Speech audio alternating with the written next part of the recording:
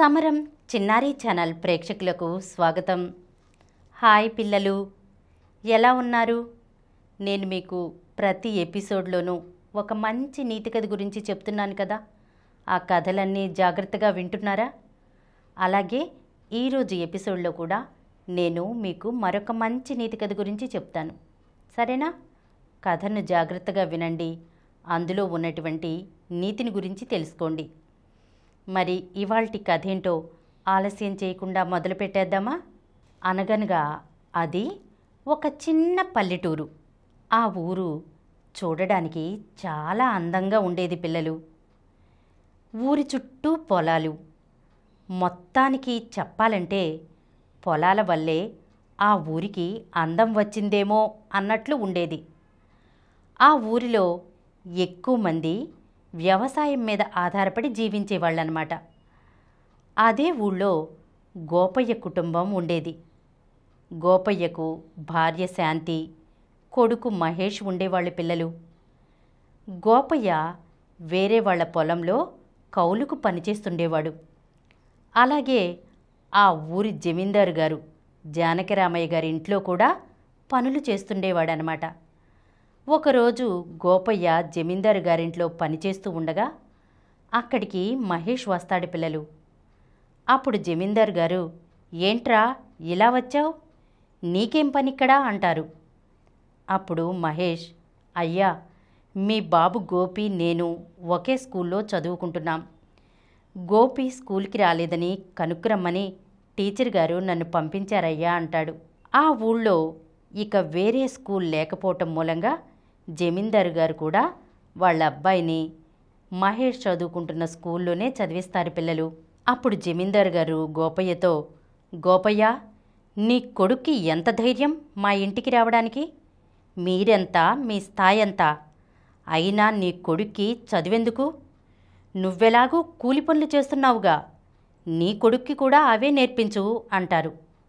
అప్పుడు గోపయ్య, అయ్యా, ఆడి బ్రతుకు కూడా మా బ్రతుకుల్లాగా కాకూడదనే చదివిస్తున్నానయ్యా. నన్ను క్షమించండి అయ్యా. నా కొడుకు ఇంకెప్పుడూ మీ ఇంటికి రాడయ్యా అంటాడు. అప్పుడు జమీందారు గారు గోపయ్యతో, ఆశ ఉండవచ్చు కానీ అత్యాశ ఉండకూడదు. వెళ్ళు, ఇక్కడి నుండి నీ కొడుకుని తీసుకుని ఇంటికి వెళ్ళు అని చెప్పి గట్టిగా కసిరేస్తారు పిల్లలు. అప్పుడు గోపయ్య మహేష్ ఇంటికి వెళ్తూ ఉంటే దారిలో మహేష్ అంటాడనమాట, నాన్నా, జమీందారు గారు నిన్ను అంతలా తిట్టినా నీకెందుకు కోపం రావట్లేదు అంటాడు. అప్పుడు గోపయ్య కొడుకుతో, అరే మహేష్, మనం వాళ్ళ దగ్గర పనిచేస్తున్నాం. వాళ్ళ దగ్గర మనం తగ్గే ఉండాలి. వాళ్ళు మనకన్నా పెద్దోళ్ళు. వాళ్ళు మనల్ని తిట్టినా మనం పట్టించుకోకూడదు అంటాడు. అప్పుడు మహేష్, అయినా నాన్న, ఎందుకు వాళ్ళలా మాట్లాడుతున్నారు? అసలు స్థాయి అంటే ఏంటి నాన్న? మన స్థాయి వాళ్ళు చదువుకోకూడదా అంటాడు. అప్పుడు గోపయ్య, ఎందుకు చదువుకోకూడదురా? బ్రహ్మాండంగా చదువుకోవచ్చు. ప్రభుత్వం మనలాంటి పేదవాళ్ల కోసం ఉచితంగా చదువునిస్తున్నారు.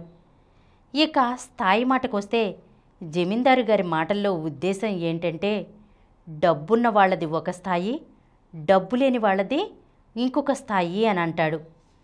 అప్పుడు మహేష్, అంటే మనకు మర్యాద ఉండదా నాన్న అంటాడు. దానికి గోపయ్య, ఎందుకుండదురా, మనకు కూడా మర్యాద ఉంటుంది. అదెప్పుడో తెలుసా?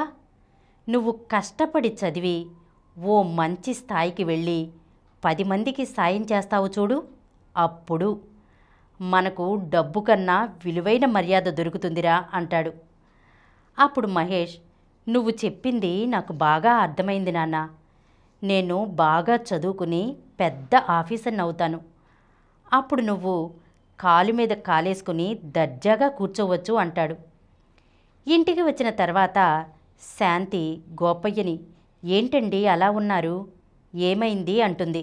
అప్పుడు గోపయ్య, ఏమీ లేదు శాంతి, ఇప్పుడైతే మన మహేష్కి ప్రభుత్వ బడిలో చదువు దొరుకుతుంది. వాడు కొంచెం పెద్దయితే మనం పై చదువులకి డబ్బులు పెట్టుకోగలమా అంటాడు. అప్పుడు శాంతి, మనమిద్దరం కష్టపడదామండి. వాణ్ణి మంచి స్థాయిలో ఉంచే బాధ్యత మనది. వాడు కష్టపడి చదివితే మన బ్రతుకులు మారతాయి. నేను కూడా 4 ఇళ్లలో పనిచేసి కష్టపడతాను. కొద్ది రోజుల్లోనే మన కష్టాలు కూడా తీరతాయి అంటుంది. ఇక ఇదిలా ఉండగా ఒకరోజు నరేష్ వచ్చి మహేష్తో మాట్లాడుతుంటాడు. అప్పుడు మహేష్, ఒరేయ్, నువ్వు నాతో మాట్లాడకు. నువ్వు నాతో మాట్లాడితే మీ నాన్నగారు ఊరుకోరు అంటాడు. దానికి నరేష్, మా నాన్న గురించి నీకెందుకురా, మనమెప్పుడూ మంచి స్నేహితుల్లాగానే ఉందాం అంటాడు. అలా కొన్ని సంవత్సరాలు గడుస్తాయి పిల్లలు. 10వ తరగతి ఫలితాలు వస్తాయి. అప్పుడు గోపయ్య స్వీట్స్ తీసుకుని జమీందారు గారి దగ్గరికి వెళ్ళి, అయ్యా, ఈ తీపి తినండి అంటాడు. అప్పుడు జమీందారు గారు, ఏంటి గోపయ్య విశేషం అంటారు. దానికి గోపయ్య, నా కొడుకు 10వ తరగతి పరీక్షల్లో పాస్ అయ్యాడయ్యా అంటాడు. అప్పుడు జమీందారు గారు గోపయ్యతో, ఆ తర్వాత ఏం చెయ్యాలనుకుంటున్నావు అంటారు. దానికి గోపయ్య, అయ్యా, నా కొడుకు పై చదువుల కోసం మిమ్మల్ని కొంత అప్పు అడుగుదామనుకుంటున్నానయ్యా అంటాడు. అప్పుడు జమీందారు గారు, అప్పిస్తాను కానీ వడ్డీ ఎక్కువ చెల్లించాల్సి ఉంటుంది. అలాగే అప్పు తీరే వరకు నా దగ్గరే పనిచెయ్యాలి అంటాడు. దానికి గోపయ్య సంతోషంగా, అలాగేనయ్యా, మీరు చెప్పినట్లే చేస్తాను అంటాడు. అలా జమీందారు గారు ఇచ్చిన డబ్బులతో గోపయ్య కొడుకుని పట్నంలో చదివిస్తాడు పిల్లలు. అలాగే జమీందారు గారు కూడా కొడుకుని పట్నంలో చదివిస్తారనమాట. ఇన్ని సంవత్సరాలైనా మహేష్, నరేష్ ఇద్దరూ కూడా మంచి స్నేహితుల్లాగానే ఉండేవాళ్ళు పిల్లలు. ఒకరోజు మహేష్ని నరేష్ అడుగుతాడు, ఏమైందిరా అలా ఉన్నావు అని. అప్పుడు మహేష్, ఏం లేదురా, నాన్న ఆరోగ్యం బాలేదు, మొన్నే ఊరు వెళ్ళి వచ్చాను అంటాడు. అప్పుడు నరేష్, ఇప్పుడు ఎలారా అంటాడు. అప్పుడు మహేష్, అదేరా, మా నాన్నతో చెప్పాను, నేను చదువు ఆపేస్తానని. అప్పుడు మా నాన్న, నిన్ను చదివించడానికి ఎంత కష్టపడ్డాం, ఇప్పుడు నువ్వు చదువు మానేస్తావా అని తిట్టారా అంటాడు. దానికి నరేష్, ఆయన చెప్పింది కూడా నిజమే కదరా, ఆయన ఆశలన్నీ మీ మీదే పెట్టుకున్నారు. నువ్వు మంచి ఆఫీసరై తిరిగి ఊరికి వెళ్తే మీ కష్టాలన్నీ తీరిపోతాయి అంటాడు. దానికి మహేష్, అది కాదురా, ఇప్పుడు నా కాలేజీ ఫీజు కట్టడానికే నాన్న కష్టపడాలి. ఇప్పుడేమో మా నాన్న ఆరోగ్యం బాగోలేదు. ఏది ఏమైనా నాన్న కష్టపడటం నేను చూడలేనురా. మీ నాన్నగారికి మేము చాలా అప్పు తీర్చాలి. మీ నాన్నగారి అప్పు తీరే వరకు మీ నాన్నగారి దగ్గర మా నాన్నకు బదులు నేను పనిచేస్తానురా అని చెప్పి అక్కడి నుండి ఊరు వెళ్ళిపోయి జమీందారు గారి దగ్గర తండ్రికి బదులు తను పనిచేస్తూ ఉండేవాడు మహేష్. ఒకరోజు గోపయ్య ఇంటికి ఒక వ్యక్తి వచ్చి, గోపయ్య అంటే మీరేనా అంటారు. దానికి గోపయ్య, అవును బాబు, మీరెవరు అంటాడు. అప్పుడు ఆయన, నా పేరు రామయ్య, నేను మహేష్కి చదువు చెప్పే ఉపాధ్యాయుణ్ణి.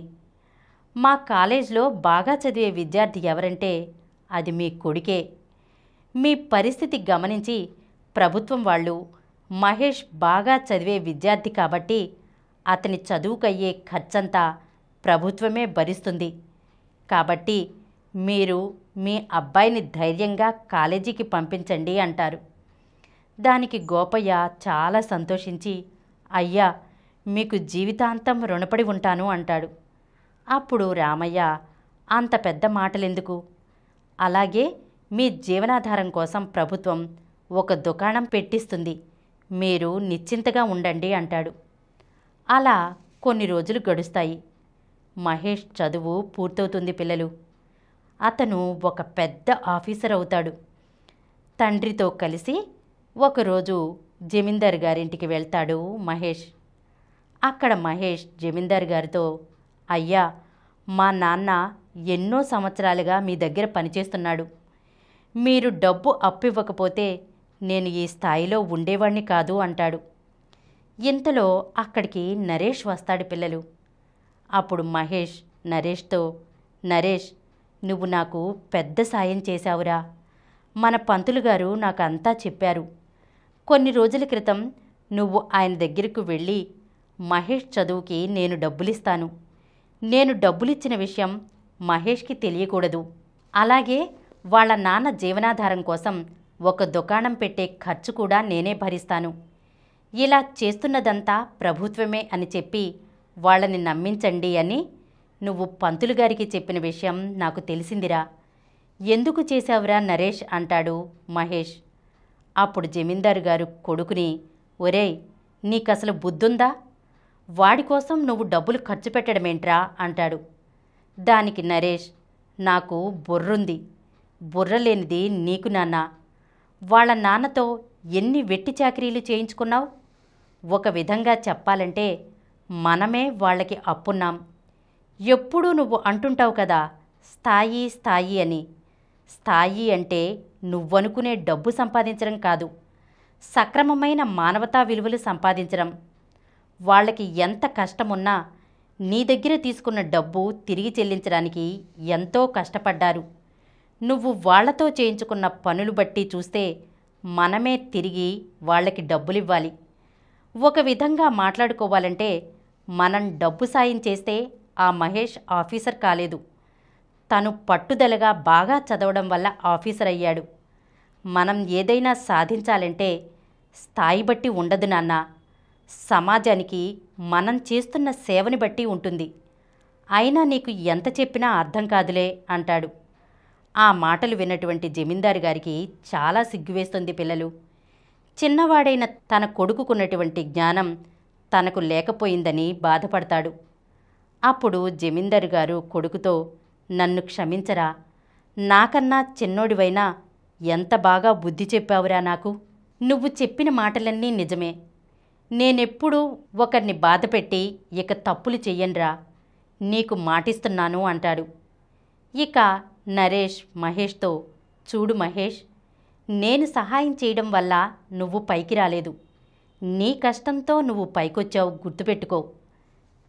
నువ్వు అనుకున్నట్లు నువ్వు 10 మందికి సాయం చేస్తే ఆ 10 మంది ఆ సాయంతో వాళ్ళ జీవితాలు మార్చుకుంటే నీ ఆఫీసర్ పదవికి అర్థముంటుంది అంటాడు. ఇక జమీందారు గారు కూడా గోపయ్యని మహేష్ని క్షమించవలసిందిగా కోరతారు పిల్లలు. ఇక మహేష్ నరేష్ ఎప్పటిలాగే మంచి స్నేహితులుగా ఉంటూ ఆపదలో ఉన్నవారికి సాయం చేస్తూ ఊరందరిలోనూ మంచి పేరు తెచ్చుకుంటారు పిల్లలు. పిల్లలు విన్నారు కదా ఈ కథను. ఏమర్థమైంది పిల్లలు మీకు ఈ కథ ద్వారా? పిల్లలు, నిజంగానే మన స్థాయి అనేది మనం సమాజానికి చేసే సేవను బట్టి ఉంటుంది పిల్లలు, అంతేకాని మన డబ్బును బట్టి కాదు. డబ్బుంటే సరిపోదు పిల్లలు, ఎదుటి వాళ్ళకి సాయం చేసే గుణం ఉండాలి. అంతేకాకుండా పట్టుదల ఉంటే జీవితంలో మనం ఏదైనా సాధించగలం. చూశారు కదా, మహేష్ పట్టుదలగా బాగా చదువుకుని ఒక మంచి ఆఫీసర్ అయ్యాడు. వాళ్ళ కష్టాలన్నీ తీరిపోయాయి కదా పిల్లలు. మరి మీరు కూడా పట్టుదలగా బాగా చదువుకుని మీ తల్లిదండ్రులను కూడా సంతోషపెట్టాలి, సరేనా? అంతేకాకుండా ఆపదలో ఉన్న వాళ్ళకి సాయం చెయ్యాలి. అహంకారం ఉండకూడదు. ఎంత ఎదిగినా కూడా ఒదిగి ఉండాలి పిల్లలు. నీతిగా నిజాయితీగా ఉండాలి. సత్ప్రవర్తనతో మెలగాలి, సరేనా? ఇలాంటి మరొక చక్కని నీతి కథతో వచ్చే ఎపిసోడ్లో కలుద్దాం.